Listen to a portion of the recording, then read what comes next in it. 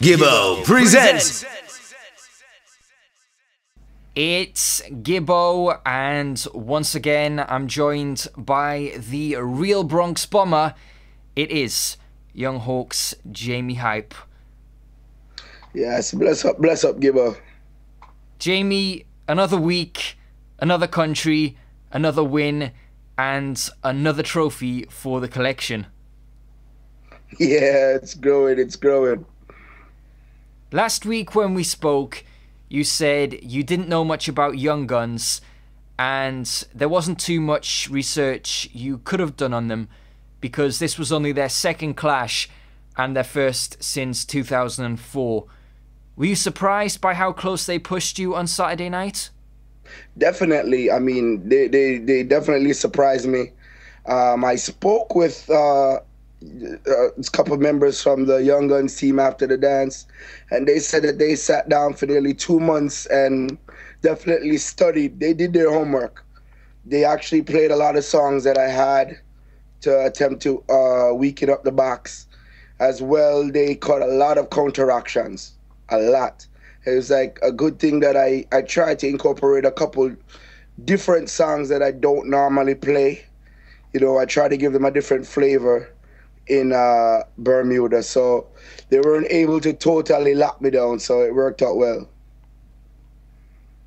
What won this clash for you? Was it your experience again? Of course. I mean, I said it in the dance. You know, I mean, like I said, they definitely know their crowd. They definitely played an excellent dance, but I basically, like I said in the dance, I tried to beat and teach. So I was pointing out their errors as we went along, and you know, the only thing I did wrong the first round by accident, Love People played a Romaine Virgo. I thought it was a different one, and I ended up playing back a song that kind of weakened up the forwards, but after the playback. But other than that, the first round was excellent. And then the second round, now, by Young Gunz really surprised me. They came with a lot of customs, and like I said, they did their homework. How did the crowds in Bermuda differ from an American crowds or a Canadian crowds? Well, the crowd was much more diverse than any other clash I have been to in the last year. I mean, all races were there. And I looked into the dance and I noticed that this crowd, as opposed to like, all right, a New York City clash, is more of a hardcore one-drop clash. I mean, like the only fast rhythms you might get in New York 90% of the time is either like Punani rhythm or like, you know, like those type of, or like a hot wax, those type of hardcore rhythms. But New York more likes the one drop on the hardcore. What I noticed with the crowd, it looked like a division between Clash fans and party people. So I played songs like, for instance, I cut DeMarco, not recently, I Love My Life, the Clash style. I've never played that in a clash before, ever, since I cut it. But I ended up featuring it out there. I played FX Rhythm. I haven't played that rhythm in a while in a sound clash. But I featured it because I noticed it was more of a crowd that wants the clash and they want to dance as well. So it was like not as hardcore as a Canada clash or a New York clash. Honestly speaking, did you think it would be you and Love People in the Tune for Tune rounds? Yeah, I did. I think even the promoters seemed to think that, in my opinion. That's what I saw. Because the fact that they haven't clashed in so long and it's only their second clash, people just felt like both of our experiences would drown them. But, I mean, going into the dance, like I always say, nothing beats home court advantage. Do you feel you're sharper now than you've ever been? Is it a case of the more you clash, the better you get? Definitely. Definitely. It's like riding a bike. You don't forget, but the more you ride is the better handle you're gonna have on the bike. I think me being so active allows me to feel comfortable with my box, and also it's a learning experience for me as well. Like, sometimes you take things for granted. Like, for instance, the last two clashes, you know, I have my little segment when we turn on the budget them, put on the rhythm and we put on the mic and mix and tear down the place. I tried that in Bermuda and it so didn't work. It did not work at all. I wasn't getting no forwards, and then one of the time, like my controller, it has a little button on it that you can like for the scratching to make sure that it's sharp. I don't know if it moved or whatever during the thing, and one of the time I mix and it just stick. And I peer boo. But I don't mind the boost. As a selector, I think you should get used to it, because if you know how to manage a crowd after a boo, you can turn that boo into a forward. Do you think your current winning streak, your willingness to clash anytime, anywhere, and the frequency at which you clash are leading to you finally getting the respect you feel you deserve? Definitely, definitely. I mean, like, I don't know if people know. To me, I've grown up into the music business. Like I said, the reason a lot of people don't know, them think my name came from Silverhawk or any of those sounds. No, my father have a sound system from back in Jamaica named Compias the Bad Hawk. So from I was little and I grow, them call me Young Hawk.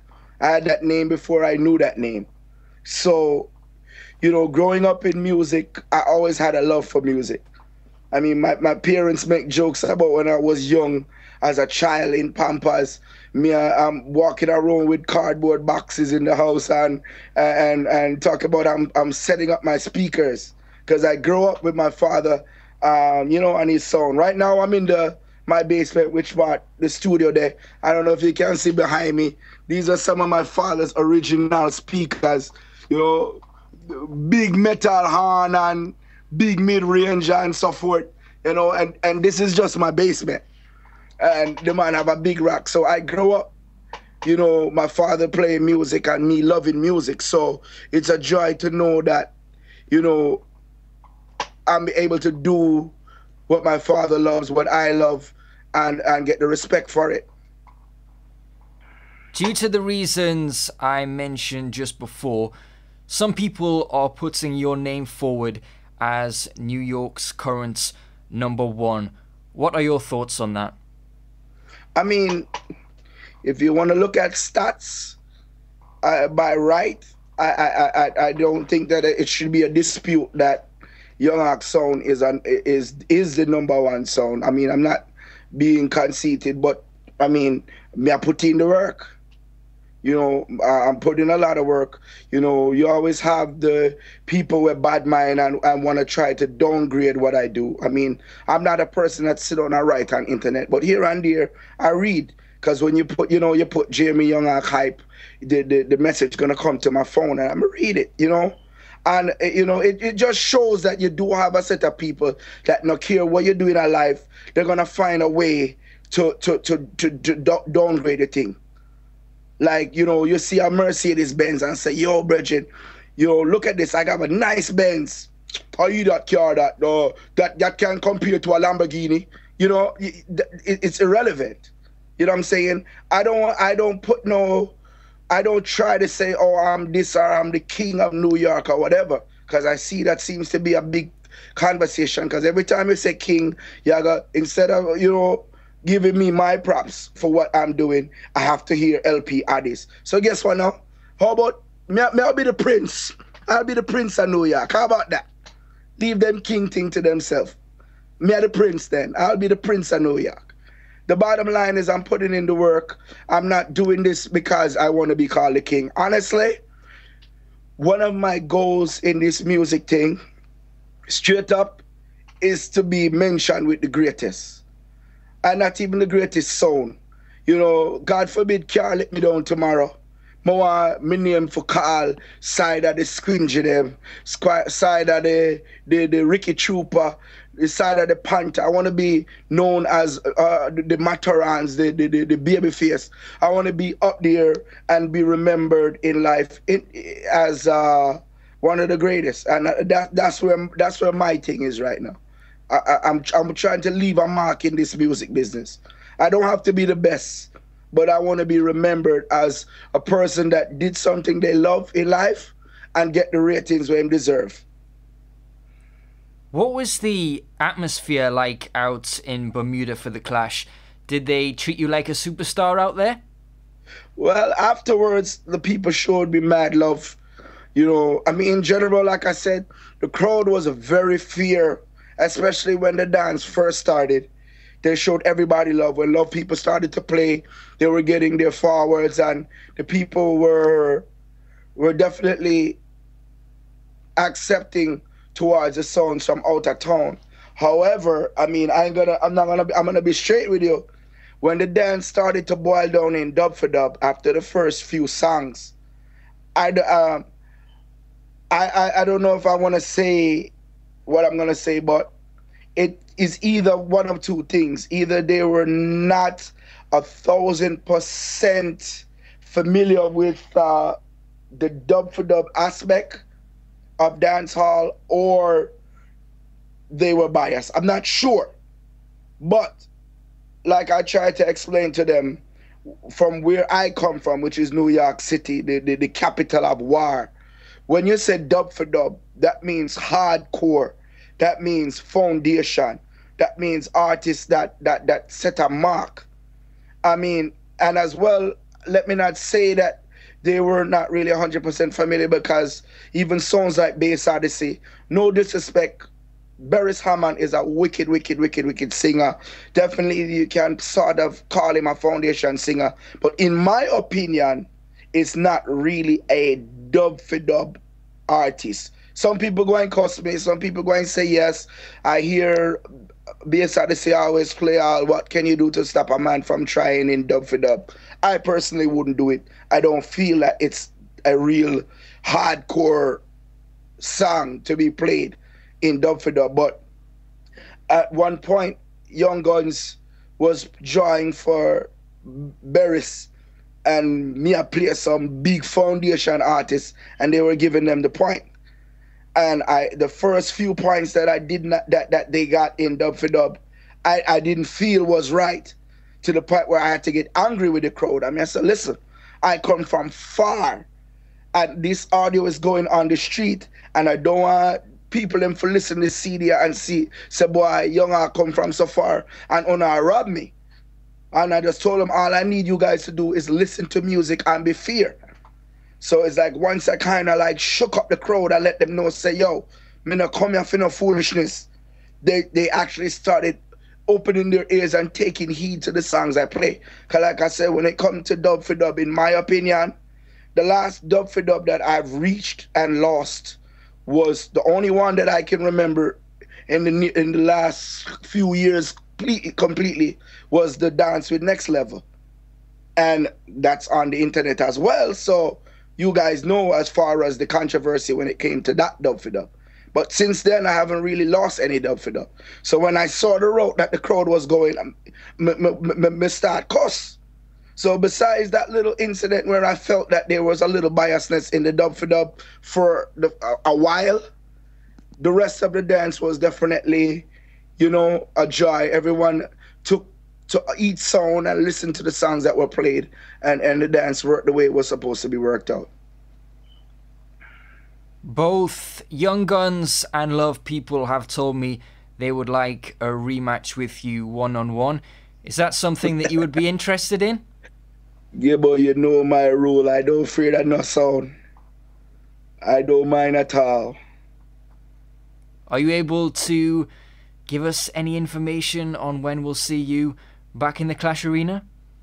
Well, since I've came back, I've not spoken back with any of the other promoters. And like I said, sometimes I don't I take calls with a grain of straw. If I don't get a deposit, I don't even consider it being 100% locked in. I've been getting phone calls like crazy, but honestly, nothing concrete. People coming with ideas and saying not to tell anybody because they're putting it together, but I haven't seen any cash. So right now, I couldn't tell you what's next. Well, as soon as it is concrete, you know where to come. Definitely, and I also want to big up Wild Apache Promotions because, the last few dances I've been in, I've really been blessed to have some promoters that deal with the thing on a professional level. I don't know if it's because the more I'm clashing, the people are seeing that, I'm taking this thing serious. But so far, everyone, the last 3 dances from Connecticut to Canada to Bermuda, these guys are truly professionals. They've dealt with the dance and the promotion like a promoter should. So definitely a big up to Wild Apache Promotions in Bermuda. Jaime, congratulations on another win. Thanks a lot. No problem. And I'm going to stick in one more thing. 4th of July, this Friday, I'm going to be celebrating the wins victory party in the Bronx. Eastchester Road and AD Avenue in the Bronx is an outdoor 4th of July. 2 songs a string up from 3 o'clock in the evening. So far, Tech 9 from Brooklyn is going to be there. King Fargo's going to be there. From Jamaica's exclusive sound, a lot of sound systems. Concord crew, big up, they'll be there. So come through with free admission. We're going to bring out the show for them. We're going to bring out 2 sound systems and play crazy songs for the people. Bless. Gibbo.